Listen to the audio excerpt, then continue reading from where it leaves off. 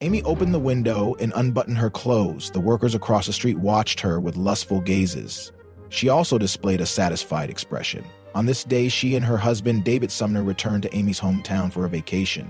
In the evening, the couple went to a restaurant for dinner and ran into Amy's ex-boyfriend, Charlie Venner. David, sensing the hostility, tried to avoid conflict by being polite and even offering Charlie a seat. Seeing this shameless man teasing his wife, David remained silent. Not only that, but he also hired Charlie and his crew to renovate the roof of their house. They worked for only 2 hours before wanting to leave early. Before departing, swaggered into the house and casually grabbed a beer to drink. David did not dare to stop him and still paid them their full wages. While jogging on the road, Amy encountered Charlie and his friends. They taunted and insulted her with crude remarks.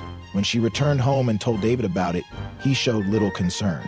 Instead, he accused Amy of being at fault. Be a little more modest and we can look at that with a little more respect. Amy was stunned. She never expected her husband to say such a thing.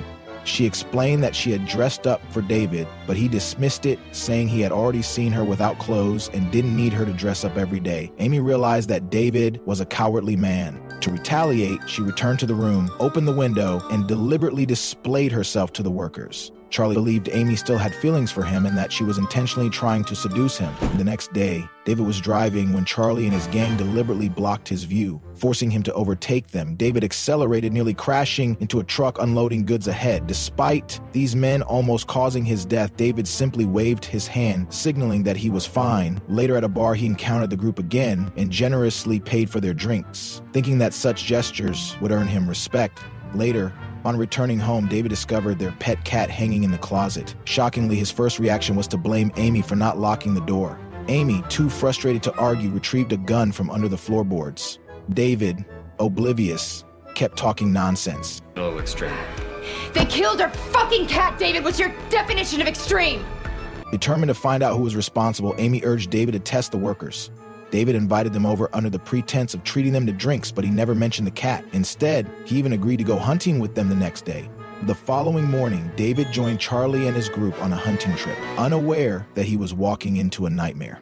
Back home, Amy had just finished showering when Charlie entered the house, forced her onto the sofa, and assaulted her. Soon after, Norman, one of Charlie's friends, joined in. Amy sat on the ground afterward, crying in despair. Meanwhile, in the deep woods, David was abandoned by the group. After wandering through the wilderness, he eventually found his way out and encountered the police. Considering that David had no prior criminal record, the police let him off with the warning and sent him home. Amy had so much to say, but seeing David's defeated expression, she knew it was pointless. Unexpectedly, David spoke first. Redneck hillbilly friends abandoned me out there. Then he blamed everything on Amy. If she hadn't insisted on testing the workers, he wouldn't have gone hunting. Amy felt deeply wronged and didn't know how to respond. Instead, she pleaded with David to take her away from this place. But David refused. The next day, David fired Charlie. Charlie showed no remorse for his previous actions and even attempted to blackmail David for a large sum of money.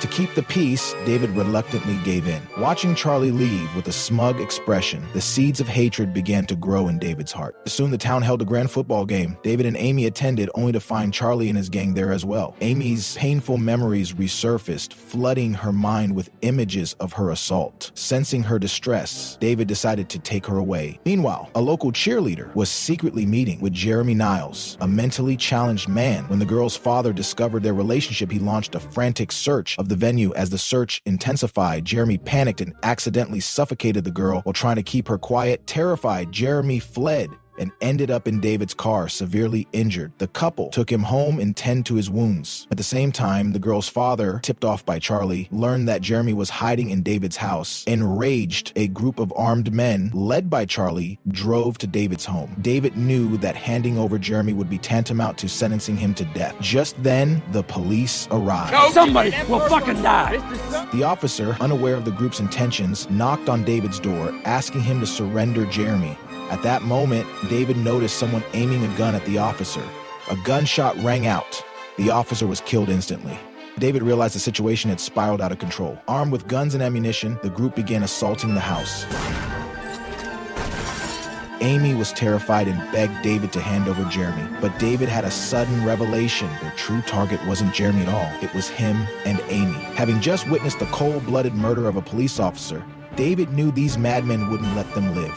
One of the men climbed through a window, Without hesitation, David nailed his hands to the wall, unleashing all his suppressed rage. He finally understood he didn't have to endure anymore. It was time to settle both old and new scores. Someone set fire to the curtains. David responded by throwing a pot of boiling water onto the attacker's face, reveling in his screams. He even turned on the record player and leaned against the cabinet, savoring the moment. But the fight wasn't over. The furious mob rammed a vehicle into the house, and David killed them one by one. Eventually, only David and Charlie remained, facing off in a final confrontation. One of the gang members had sneaked into the room, attempting to assault Amy. The three men aimed their guns at each other, none willing to fire first. At the critical moment, Amy made a decisive move, shifting the balance.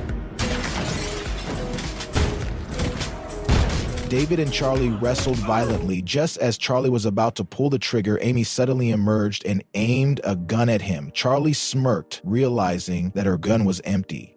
But before he could act, a massive bear trap snapped shut, sending Charlie to his demise, finally ending the nightmarish ordeal.